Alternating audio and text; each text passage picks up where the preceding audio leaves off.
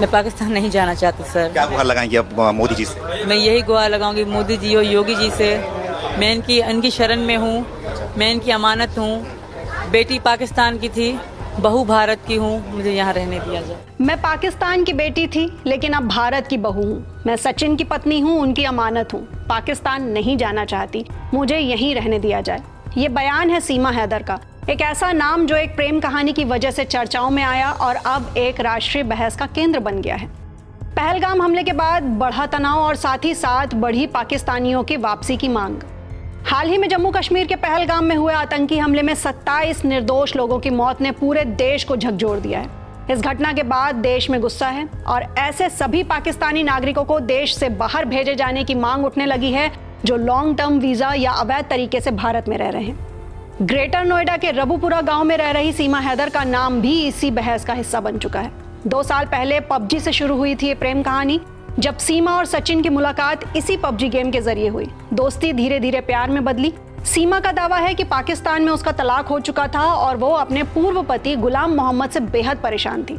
तीनों बच्चों के साथ सीमा ने नेपाल के रास्ते भारत में प्रवेश किया और यहाँ सचिन मीणा से उसने शादी कर ली। शादी के बाद से अब वो ग्रेटर नोएडा में सचिन के परिवार के साथ रह रही है।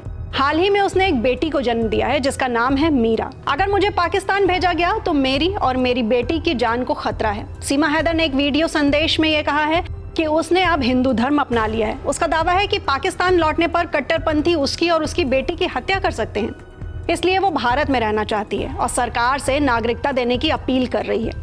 वहीं इनके वकील एपी सिंह के दावे को सुने तो सीमा को नागरिकता मिलनी चाहिए। माननीय न्यायालय के आदेश पर सीमा सचिन मीना के घर, अपने पति के घर ससुराल में रह रही है, जो कि भारत में जन्म लिया, भारत का रहने वाला भारतीय है।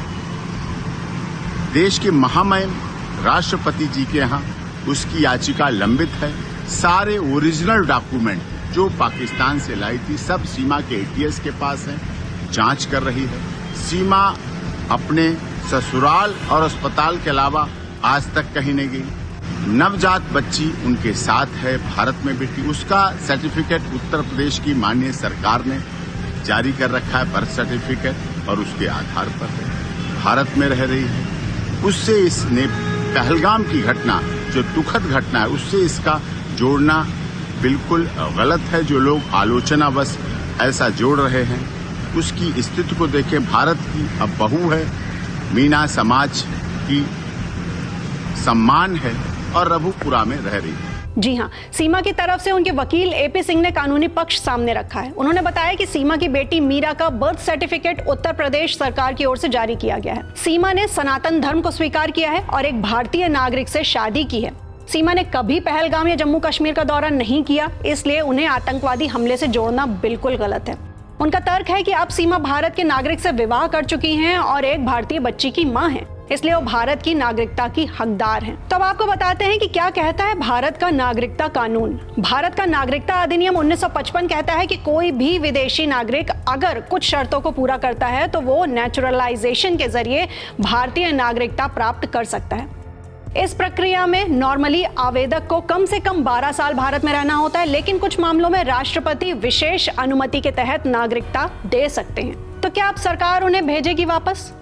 सूत्रों के मुताबिक पाकिस्तानियों की जो लिस्ट तैयार हुई है, हालांकि उसमें सीमा का नाम नहीं है, पर वो लिस्ट अंतिम भी नहीं है। अब लॉन्ग टर्म वीजा पर रह रहे लोगों की भी समीक्षा होगी। फिलहाल सीमा का नाम इस लिस्ट में नहीं है, लेकिन भविष्य में क्या होगा ये कह पाना अभी फिलहाल मुश्किल है। वहीं वकील एपी सिंह का दावा है कि सीमा की बेटी ही उसका सुरक्षा कवच है, पर वहीं दूसरी ओर सोशल मीडिया और आम जनता के बीच ये सवाल तैर रहा है कि क्या किसी अवैध रूप से भारत आई महिला को केवल प्रेम और धर्म परिवर्तन के आधार पर नागरिकता दी जा सकती है? अब देश के सामने बड़ा सवाल यह है कि इस पूरे मामले में अब देश 2 हिस्सों में बंट चुका है। एक वर्ग का मानना है कि सीमा की मंशा साफ है, उसने धर्म बदला, परिवार बनाया और अब वो भारत की संस्कृति में घुल मिल चुकी है।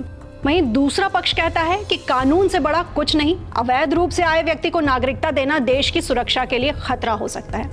आपकी राय क्या है? क्या आपको लगता है कि सीमा हैदर को भारत में रहने देना चाहिए या फिर कानून का पालन करते हुए उन्हें वापस पाकिस्तान भेज देना चाहिए?